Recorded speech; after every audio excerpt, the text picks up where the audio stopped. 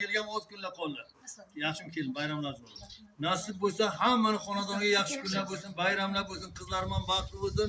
Shular uchun bir yangi yil uchun bitta ashula aytib beraman. Ayting.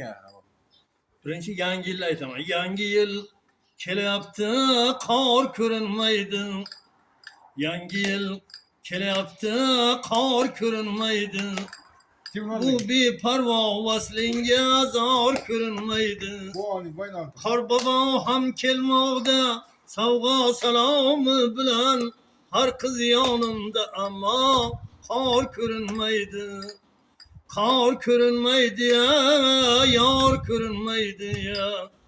Qor olmasa bo'lmasin, yor olmasa bo'lmasin. Qor olmasa bo'lmasin, yor olmasa bo'lmasin. Kayfiyatim ochishga kor ko'rinmaydi.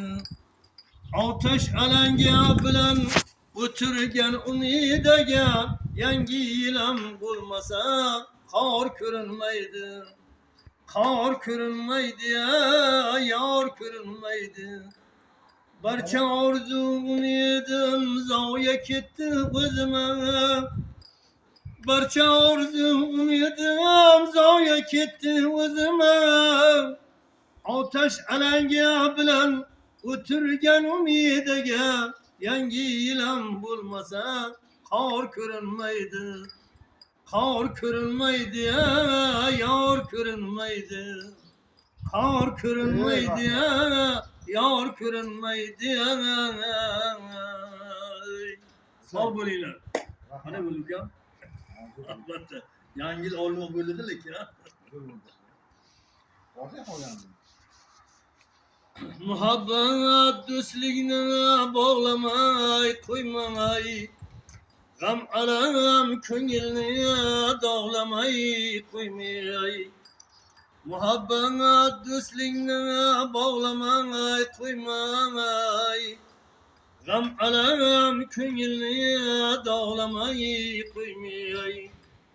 To'y bazm insonni chog'lamay qo'ymay.